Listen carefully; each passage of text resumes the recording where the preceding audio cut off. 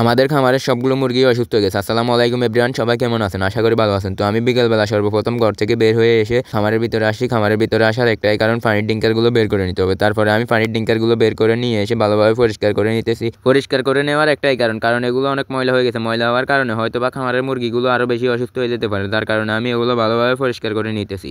তারপর আমি ওখান থেকে এসে ওষুধগুলো ঢেলে নিতেছি। ওষুধগুলো ঢেলে নেওয়ার একটাই কারণ, ওগুলো ভাগ করে নিতে হবে। ভাগ করে নেওয়ার একটাই কারণ, 5 লিটার পানিতে আমরা 5 গ্রাম ওষুধ ব্যবহার করবো। যার কারণে ওগুলো ভাগ করে নিয়ে তারপরে আমি গরম পানিগুলো নিয়ে আসছি। যেহেতু মুরগির ঠান্ডা লাগছে, ওই কারণে আমরা গরম পানি ব্যবহার করতেছি। তারপরে আমি পানিগুলো মেপে নিতেছি। পানিগুলো মেপে নেওয়ার একটাই কারণ, যদি পানি কম বেশি হয় হয়তো বা ওষুধগুলো কাজ করবে না। যার কারণে আমি পানিগুলো ভালোভাবে মেপে নিতেছি। তারপর আমরা পানিগুলো মেপে নিয়ে ওষুধগুলো দিয়ে দিতেছি। এখানে আমরা ম্যাক্রোনিড ওষুধটা ব্যবহার করতেছি। আপনারা জানেন হয়তো বা ঠান্ডার কারণে ওই ওষুধটাই ব্যবহার করে। তারপরে আমরা পানিগুলো ভালোভাবে মিক্সার করে নিতেছি। মিক্সার করে আমরা ডিঙ্কারের ভিতর পানিগুলো নিয়ে নিতেছি। ডিঙ্কারের ভিতর পানিগুলো নিতে নিতে আমি আপনাদের সাথে একটা কথা শেয়ার করি।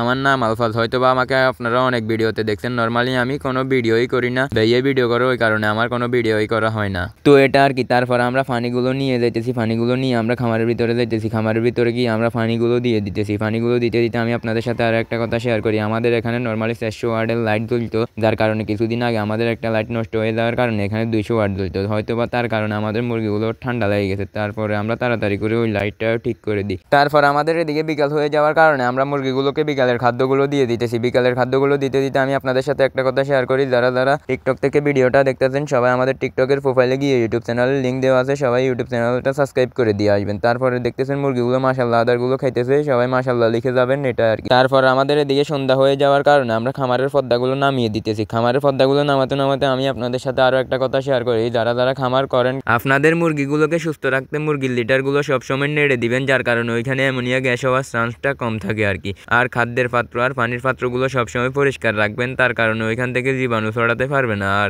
আপনারা হয়তো বা আমাদের আগের একটা ভিডিওতে দেখছেন, আমাদের একটা মুরগি প্যারালাইসিস কিংবা গাঁট ব্যথা হয়ে গেছে, যার কারণে আমরা ওই মুরগিটার জন্য ওষুধগুলো গুলতেছি। ওষুধগুলো গুলতে গুলতে আমার ছোটো ভাই টাইম আসছে। তারপর ওকে বলছি তুই মুরগিটা ধর। তারপর ও মুরগিটা ধরছে। আমি সিরিঞ্জের মাধ্যমে মুরগিটাকে ওষুধগুলো খাইয়ে দিতেছি। তো মুরগিটা আলহামদুলিল্লাহ আগের থেকে অনেকটাই সুস্থ আছে। আপনারা সবাই দোয়া করবেন ওর জন্য।